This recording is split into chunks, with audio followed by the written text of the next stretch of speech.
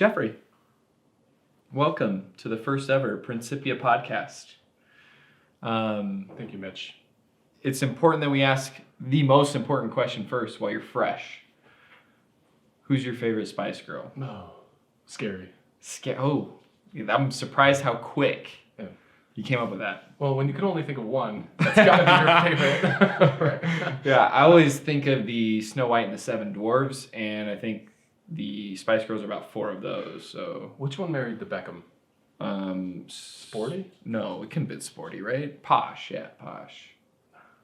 Because sporty's like badass. Like she wouldn't marry David Beckham. Was it Posh? I think that Posh will be my new favorite. Because you have a thing for David Beckham? Who doesn't have a thing for David Beckham? Truth. All right. So the questions. What was the problem you were having before Principia CrossFit? Get out of here, Marley. Man, it was a whole gamut of things. Okay. But the one that really started to kick things off for me and realized that I was headed down a really terrible path was I would stand up and I'd get lightheaded and winded, and it felt like my veins were gonna pop out of the side of my neck. Yeah. So okay. I was like, this doesn't seem like I'm gonna live to be very old, right? Okay. So I needed to change something, and I was getting bigger. Honestly had never been as big as I was before I started. So just overall health issues. I guess bring some clarity around what bigger is. Yeah. So constantly, annually going up in pant size. Right? Okay. I always felt like I was a 32, and that was my size. I'm I'm buying 36 pants. I don't feel like I've got the bandwidth to get much bigger, right? Okay. So for me, it was I know that I'm getting bigger, even though it's small and baby steps to getting there. But I was I'm getting there. I've got to do something. Sure. Yeah. So what did the frustration feel like when you tried to solve that before you came to us? Yeah, and I did. So I set up a home gym in my garage. For everybody out there, Katie is my wife, and she's gone to Principia for a few years now. Mm-hmm. She was always trying to convince me to come. And I did I would imagine that it's pretty natural for people to feel hey, I want to get a little bit more in shape before I go and hit a CrossFit gym. Yeah, it's probably one of the biggest things people think. Yeah, and so I tried, but honestly, that was, above all else, that was probably the most frustrating thing for me, because I had a gym in my garage that was 5 feet away from me, and I'd be sitting there watching TV, and Katie would come home from the gym, and then we hang out, and I'm I feel terrible for not working out. I feel terrible just the way that I feel. And now I'm not even being successful at working out in the gym that I have set up right there. I'm nobody's holding me accountable. I'm not holding me accountable. Okay. So that was super frustrating. So you talked about the feeling of frustration and how it felt terrible that you weren't doing these things. What are some things that started happening maybe because of that terrible feeling? Yeah, it's like a snowball effect. At least for me. So you start feeling terrible about one thing, and then the next thing you know, you're feeling terrible because you're not working out, and then now you're buying bigger clothes to try and fit into them. Sure. And then you have to buy bigger clothes, which is frustrating, and then you're not feeling well, and you're out of breath and you're winded, and then you go and you play with your kid, and you're I can't even keep up with him, and he's 2. So all of it just stacks on top of each other. Okay, so super frustrating. You're feeling terrible about some of these physical things that are going on. Definitely. You're not able to keep up with the kid. Mm-hmm. Things like that are happening. Would you say anything's happening on the side of communication with your family, communication at your job, performance at your job, performance with your family, anything like that? Oh, direct correlation. And when I'm at the gym, for today, as an example, 40 wall balls, 3 rounds, if you're not giving everything to try and actually meet the goal that you're going towards, mm-hmm. then you're cutting yourself short on everything else in your life, right? So if you're not at the gym, but at work, and you're hey, and me personally in sales, right? So I'm sure. I need to make 100 phone calls today. That is translates so easily. I got to make 100 phone calls and I got to do 160 wall balls, 120 wall balls, whatever it is, right? Yeah. And if you cut yourself short at the gym, you're going to start seeing across like your entire day, like I only got to 50 phone calls, but it's like whatever, you know. So it's like you hold yourself to a higher standard. Okay. If you can, when you start meeting goals, especially ones that like have a number value, at least for me, like I did all those wall balls, and then like now I'm making these calls, and like, and as exhausting as it is, and like all these people hang up on me and tell me I'm terrible. Okay. You got to get to the next one. So that's some of the mental benefit that you're receiving because you can relate the workouts to a real life scenario. Yeah. Which is awesome. That is definitely a big part of what we try to make in the front of people's minds. Is definitely like this correlation between some mental aspect of the sport of CrossFit, let's say, into their livelihood, right? So you'll often hear the word resiliency. Let's be resilient in this set of wall balls so that we can be resilient in our lives, right? We try to make that connection so people aren't just thinking that the hour that they spend at the gym is just to work on their physical being, but it's also to work on their mental being as well. And that's awesome that you're seeing some of that and actually doing that without really being coaxed into that, without being told specifically you need to think of this at your job or whatever. Yeah. But what I'm asking is, when you were feeling terrible before CrossFit, what were some of the work-related issues that maybe you're having then that you don't have because of the physical aspect and the mental aspect that you've gotten from CrossFit? Yeah. So if you have nothing that you're accomplishing throughout the day, like the most successful people out there always like finish a couple of tasks before they get started on anything. So if you know that you're going to the gym and you know that you're going to get something done and be successful in that, then I think that translates right into your work. So beforehand, I won't get started until 8:15 when I know I got to get up at 7. And like, it's hard sometimes to get up at 7, but if you hold yourself to that standard, then you're gonna force yourself to do it. But even in like your home life, when your wife goes to the gym and she's loving the community and she loves everything about it, that's like a whole nother world for her. And there's like, you got to get in there with her. Yeah, you're not a part of that world. Yeah, you're not a part of it. Yeah. And I'll tell you a story about how I hated you at one point. Okay. It's a funny story. And I really didn't hate you. I just didn't know you. Sure. Yeah. So anyway, lack of communication because we're living 2 separate lives, right? She's like, I mean, that's a bit extreme. It's extreme, sure. Right. But like she goes and she's got her friends, she's got this routine, she's doing what's good for her and her family and for me and her kid. And then I'm just like working half as hard as I feel like I could have been because I'm depressed that I'm not happy with who I was. And it really does translate, in my opinion, across everything. So that's kind of what I was getting at with that question is, I think sometimes we think the problem is that we're overweight or we're gaining weight or we're a size that we don't like. But ultimately, the real problem is underneath that. So when we uncover those layers is only sometimes when people make this realization that the real problem was the lack of communication. It was the lack of feeling self-worth enough to feel like you can strive in your relationship for something better, strive in your family dynamic, strive in your career for something better, right? To be successful there. It wasn't the weight gain that was the problem. That was an effect. Does that make sense? Yes. So I think one thing that we try to teach our staff and our members is that the problems aren't as surface level as they're coming into us with. In the first conversation I have with people now, it's all about the problem. They tell me their problem, and usually it's similar to that. And then I go, how does that make you feel? Right? And then I keep breaking them down until it's like, okay, cool. So is your problem actually that you're overweight, or is it a problem that you can't keep up with your kids? Your communication with your wife is lacking. Your sex life with your wife is potentially lacking because of that. Your career is potentially not what it could have been, which makes you feel more unsuccessful, which feeds the cycle. Yeah. Right? This is now not, the problem is not weight. Yeah. It's totally something different. Yeah. Right? Would you Oh, say I'm totally making something up? No. Okay. And May I just like... Go ahead. Okay, perfect. So one of the, if I had to break it up into a pie, this would be like the keep it piece, right? You're gonna give it away, right? Anyway, I saw a meme, and it was what most 90-year-old people regret most in life.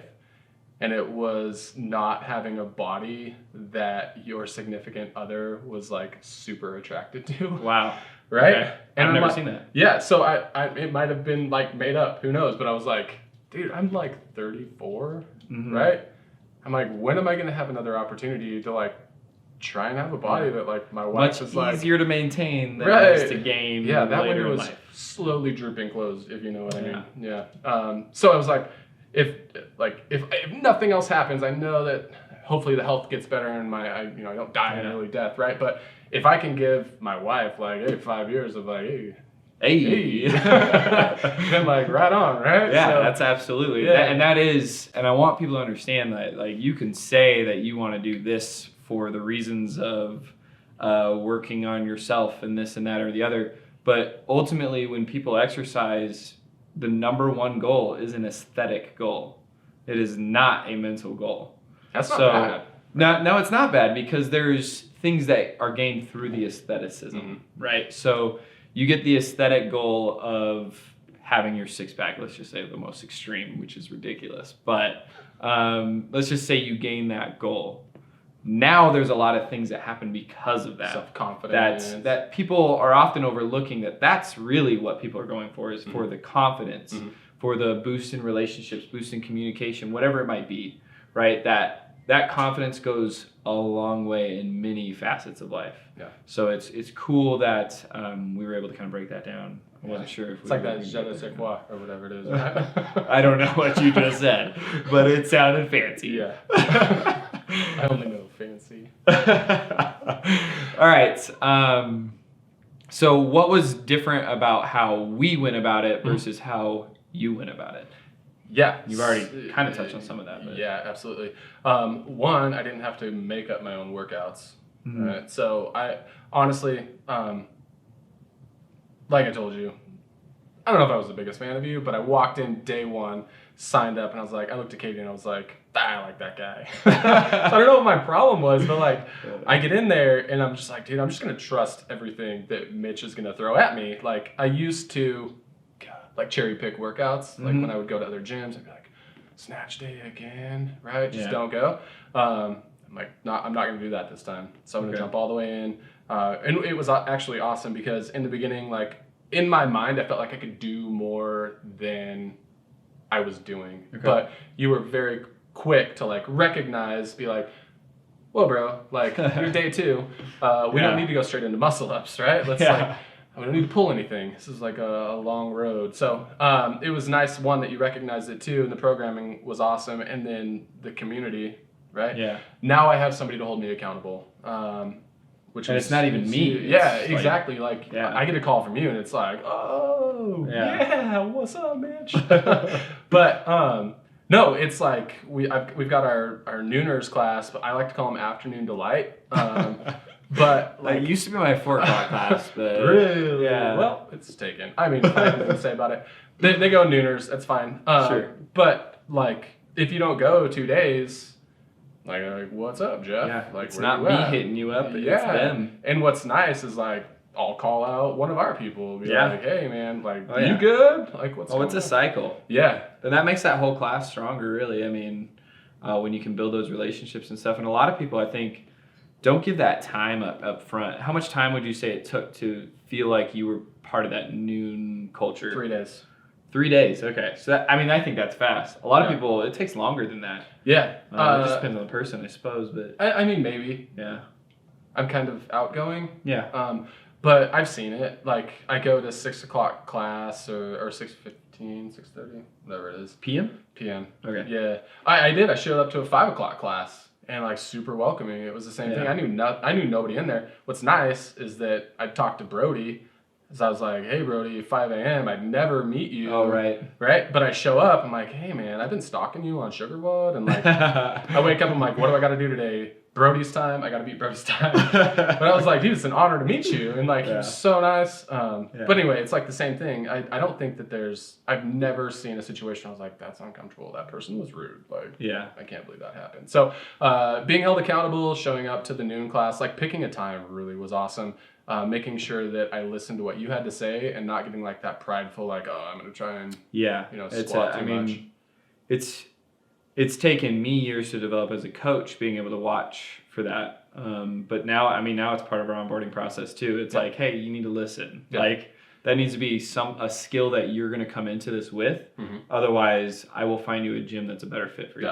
It's so detrimental. Like if you go in and you like pull something, you're like the gym sucks. Well, and the whole purpose of everything is for you to just dive into this whole experience, knowing that all the stuff that you used to worry about with your physical stuff, like writing your own workout or following a plan or am I moving well enough, that's to an extent taken care of for you. Mm-hmm. We're there to watch, we're there to teach, and we're there to make sure that that's the continuation of how it's going to happen for you. Yeah. And if you can't show me walking really well, we're not going to show you running yet, right? Just like you were alluding to with the muscle up. Like it seems so simple when someone else says it, but I think we do get this sense of pride, and ego's a good thing. A lot of people there's like a negative connotation around ego, and I say there's 3 things in fitness that people are going for. It's either health, ego, or performance, and you train those very differently.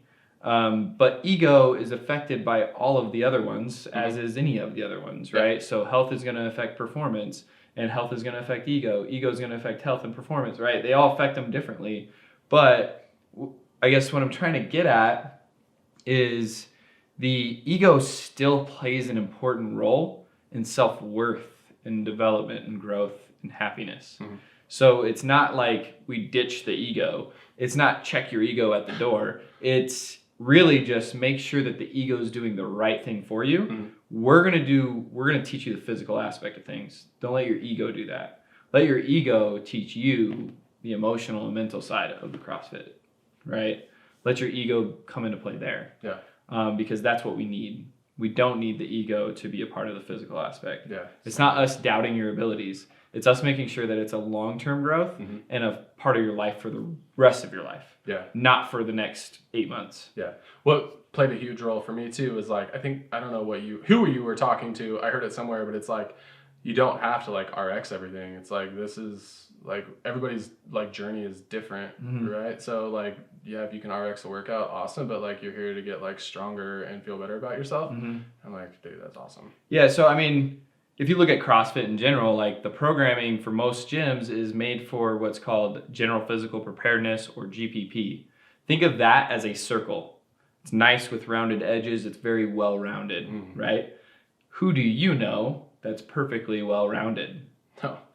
Right? Like, well, myself, but other than that, no, there's nobody. Right? There's corners that we need to explore. Mm-hmm. And it's important that you take opportunities to explore those corners. And sometimes that's in the shape of, let's scale this workout and see if I can do more reps without stopping. In better form. Yeah, well, that should be up front. Yeah. That shouldn't be happening in the other order at all. But again, that's what we're there for. Okay, let's try to take me through the moment that you realized that Principia CrossFit and what you're doing there was working. Yeah. So honestly, it was Katie. She was like, okay. So honestly, I'm gonna start over. Perfect. You can edit it, right? Well, I mean, no, but no, now we're screwed. So the first time Katie was like, "Oh, hey. Like, your butt's getting bigger." Not in a bad way, right? Right. And then obviously the other one was I had taken it was the summer to fall transition. Okay. So I had my transitional clothing, right? It's getting cooler outside. I haven't been in these clothes that I'm putting on since the winter or the spring beforehand. So I started back in June, and then now I'm getting towards the fall, and I throw on these pants. I'm like, dude, they fit. I can tie my shoes. and I can breathe naturally in these pants, which is like unreal, right? Okay. So I was like, it's working. Like, Yeah. dude, I like lost 2 inches or whatever. I don't even know how the scaling structure works, but Whatever. yeah, doesn't matter. But I mean, it depends on the person who makes the clothes Yeah, because right. it's like totally different. The measurement H&M system or they the use. American Eagle. Yeah, Totally. So yeah, honestly, that was like, it was okay. So I've got this sweet blue pair of pants, and I remember last winter I got in them, and I'd bend over to tie my shoes, and I'd have to pull like my leg pant down because it gets stuck. Okay. Right.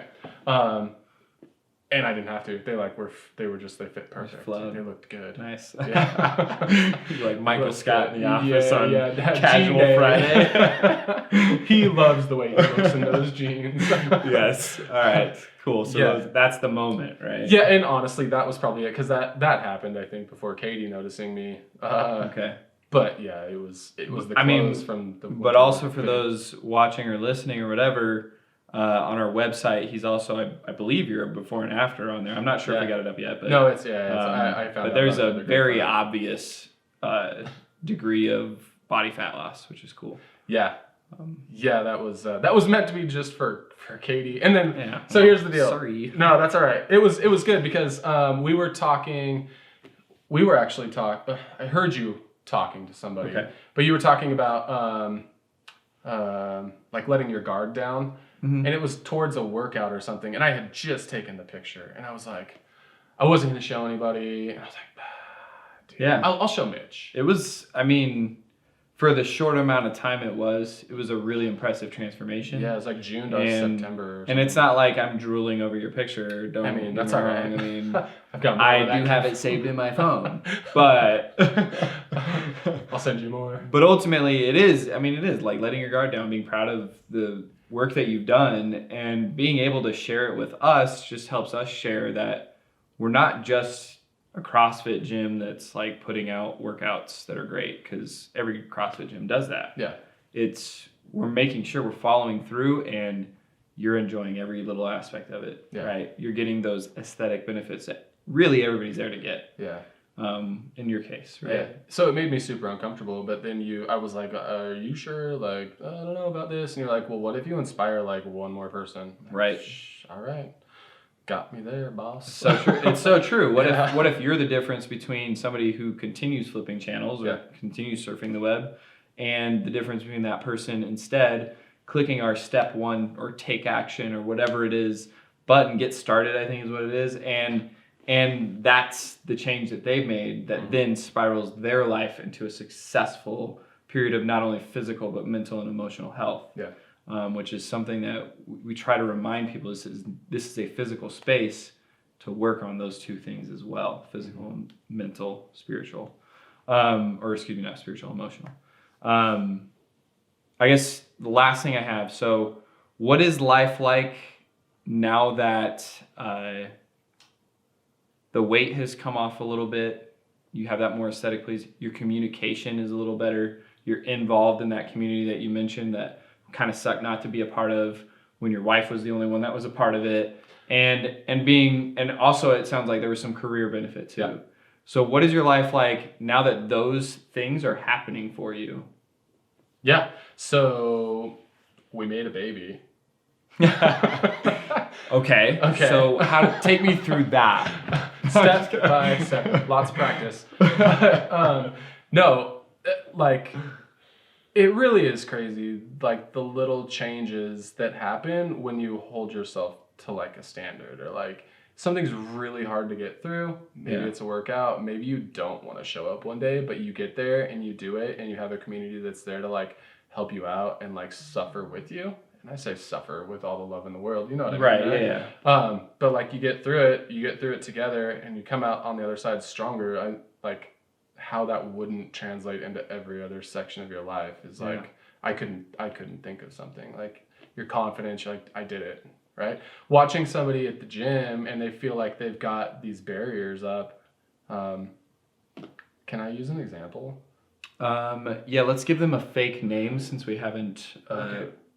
Yeah. Maybe what is the name? Okay. She'll be cool with it, and we can edit it out if you want to ask her too. Okay. But, so today, we had double unders, and she had to do single unders. I was talking to her, and I wasn't talking to her, but I heard her. She was like, "I don't know if I can do double unders." She's like, "Gonna go grab the bike." Yeah. Or single unders. She said jumping was still hard for her. Yeah. Yeah. She was actually talking to me, I think. Yeah, exactly. So, round 1, 35 singles. Round 2, 45 singles. No shit. Round 3, guess how many?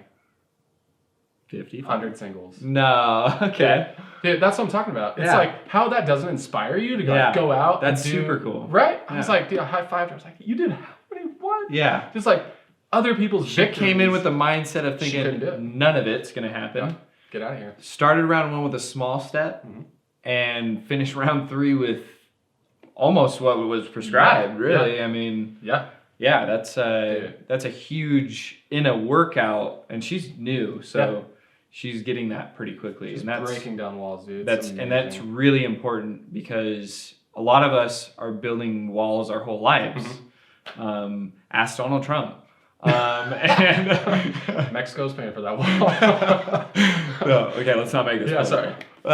No, so yeah, I mean, a lot of us are putting up walls our whole lives, and I think a lot of them are mental and emotional walls. Sometimes it takes something physical to break it down. Yeah. And when you break down that wall, it's like a floodgate of success. Like, it is amazing the changes you can start taking action on and the feelings you get too. Like, I experience it pretty much every year in a different way. Like, it's always transforming. It's never stopping. And I've been doing this consistently for a long time, 7 years. No. So it doesn't mean that after your first 3 months, you're done seeing it. Yeah. It's all the time. And it's what, for me, it's rewarding. And I'm glad that you're seeing other people and you've experienced it yourself. Yeah. And I hope to see it continue. Yeah. That pretty much does it, unless you have any questions for me. No. I've never felt better. I mean, honestly, I've done the whole gym thing, like gone to other CrossFit gyms. I've never gone consistently 5 days a week, but like holding yourself to like just doing it and making the time, finding the time to do it, it's like, just trust you. Something I want to put out into the community is, he's not saying that those CrossFit gyms were bad experiences or bad for him or bad this, bad that. He's saying that at the time in his life, with the lessons he's learned and the troubles he's had, it didn't click yet. And sometimes failing is how we learn. So he failed at those gyms to do those things. And it took failing to put him in a position for success now, whether he knows it or not. Right? I couldn't have said it better. That's perfect. And I want people to know that, because failure is a part of the process. And thank you to the other gyms who you felt, I mean, maybe initially you were like bad mouthing them or whatever, but ultimately this is what's leading to the success. Yeah. And I really think that it's not a difference in CrossFit gyms. I love my gym, of course. I love the way we're doing things, and I love the way we're focused. But CrossFit and fitness, and if you have a place that's doing these things for you, awesome. If it fails you, learn something and take it and twist it. And I've really enjoyed coaching you, and I've enjoyed having you in the classes. I look forward to any class that has you in it, because it is a fun class. The atmosphere is right. And it's because it's been a win-win. You won, I won. I win because you win, right? I don't win if you don't see success, right? I am falling into that process where maybe someone failed and now they're going to learn it later, but I'd rather be a part of the end process where it is successful. So I'm really happy that you've seen the success I'm happy that you're seeing the problems now, instead of being weight or whatever, the fat, whatever, as being more of a mental and emotional and relationship and even career issue. It's man, and one more thing is like, you have to like commit. It is so easy to find every single reason to not show up. Just show up. Like, oh, I know you're busy at work. Everybody's busy at work. Like, to get down and work out. I mean, people come late to classes. Do I make them do burpees? No, because 400s? I would 400. I would rather they be there than not be there at all. Yeah. Even if they make 30 minutes of the class, yeah, that's going to take some weird modifications, but ultimately, if you can move your body every day, you're in a much better place than if you didn't, and if you stay interested in fitness instead of committed to it. Yeah. Right, which is why our latest shirt said, "I'm not just interested, I'm committed." Yep. Right. The reason for that is because committed people make it happen. Interested people say, "Oh, that's really cool. I want to do that. That's fun. I want it." Yeah. Okay. Well, yeah, but my daughter's recital or my son's soccer game. It's like, it's a game. It's one day a week. What about the other 6? Right? It's soccer practice. Okay, that's 1 hour of your 24-hour day. How are you sleeping? When are you wasting time? Because everybody's doing it. Creativity follows commitment. Yes, absolutely. All right. We'll wrap it up there. This is the first Principia podcast. Jeff Powell. Looking forward to it next week. What's your Instagram handle? We could... The Real Donald? No, it's not. It is. I think it is. Okay, never mind. My middle name's Donald. So. Oh, okay, the Real Donald. Yeah. Okay, that's interesting because mine's the Real White Iverson, not a white supremacy thing. Allen Iverson reference. My last name's Iverson, right? So I feel like I have to say that now. It's crazy. Yeah, then it's awkward. So if we could just cut there. Yeah. He's like, no, dude, I'll cut whenever, dude. It's like, just keep talking. No, we're good. That's good. Thanks. Dude, absolutely. This is my pleasure, man.